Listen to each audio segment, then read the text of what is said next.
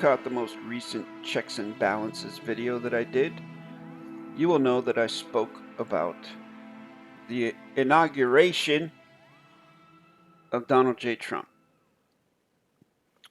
I highly recommend you find that video and watch it. And then maybe come back and watch this one, because in this one, I'm going to focus on grammar and parsing the word inauguration. Now, there are some things that I did mention in the checks and balances video that I'm going to give visual certification to in this video real quick right now. So what I said was, in that video, I said that in Trump's first inauguration on January 20th, 2017, Trump was being inaugurated, and you can see he places his left hand on a Bible and raises his right hand, and he's speaking. He's swearing. I know. If you come from my generation or prior generations, your mama and daddy probably taught you not to swear. But yeah, here we go. Here's Donald swearing at us. So Melania is holding two books. So there's a blue Holy Bible. Looks old, doesn't it? Kind of looks old. But then we have a red book under that. We don't know what that red book is. But as I said in the checks and balances video, red can represent certain things in the fiction. For those people that are familiar with such things, red can be representative of a family color. So that's the point I wanted to focus on. And then in this week's inauguration, we see Melania holding two books, which I don't know if they're Bibles or not. I couldn't see any identifying credentials. But we see Trump raising his right hand, and his left hand is dangling at his side while he's speaking. So he has not put his left hand upon these books. I'm just showing you that certification continues as evidence of what I claimed in that checks and balances video, that he did not put his left hand upon those books. And also that I don't know what those books are. Also, why is there two books? Why not just one book? If the Bible is the be-all, end-all of whatever they're doing, whatever they're swearing to, whatever value they're investing in this particular rite, R-I-T-E, or ritual, why is there two books? And what is the second book? If one is presumably a Bible, what's the second one? What's the second one? Is it a Quran? Is it a Talmud? Is it a Kabbalah? Is it the Kama Sutra? The Bhagavad Gita? The Lord of the Rings? Chronicles of Narnia? Chronicles of Thomas Covenant? The Deleuze legend? The Legend of Deleuze? We don't know. We don't know what it is. The collected works of Shakespeare? The Enuma Elish? Legend of Gilgamesh? The Odyssey? Dante's Inferno? I could go on and on, folks. We don't know what he's... But it doesn't really matter because his hand isn't on there. So whatever he's saying here, as I said in the checks and balances video, it's in italics. He did not complete the terms and conditions of the swearing in, so therefore it's basically no contract from my viewpoint. So going into the parse of the word, first what we would do is just look it up in general to see what the current fiction-babble system gives us for the meaning of the word. And so you see it here. You can see the particles, the syllables of the word. And it gives closure to it as being the beginning or introduction of a system, policy, or period.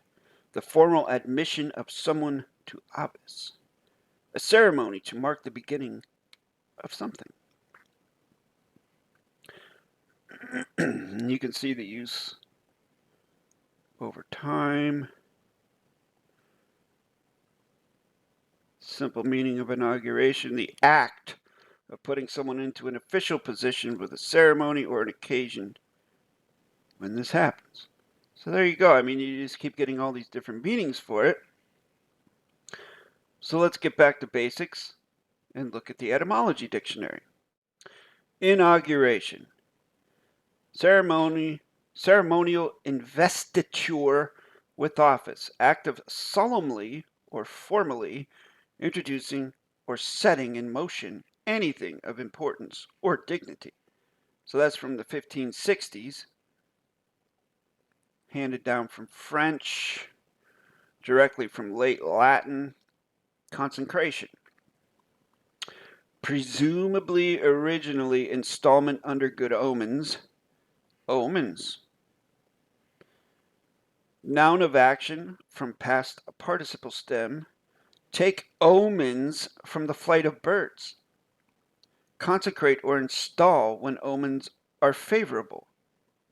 From in, which means on, in, Proto-Indo-European root en, in, non-tangible contract, particle negation, plus augere, to act as an augur, predict. Augur, ancient Romans functionary whose duty was to observe and interpret auspices, or reputed natural signs concerning future events.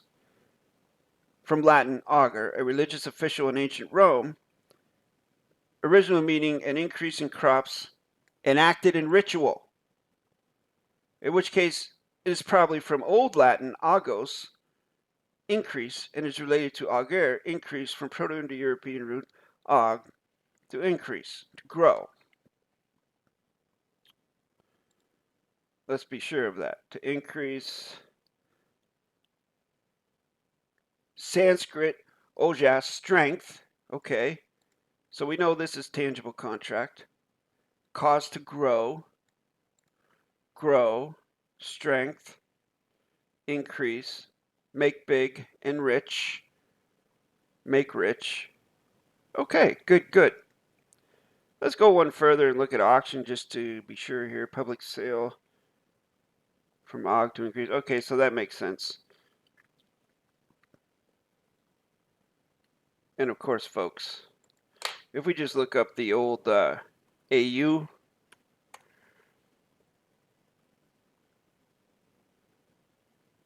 Proto-Indo-European root means to perceive. And then chemical symbol for the element gold. Aureate, resembling gold, gold-colored, splendid, brilliant, from auth, to shine. So we know AU is positive performance. This is just a little side note for you. If you see words that start with AU, you know they're positive performance. That's why they're such strong words like authority, authorize, things like that.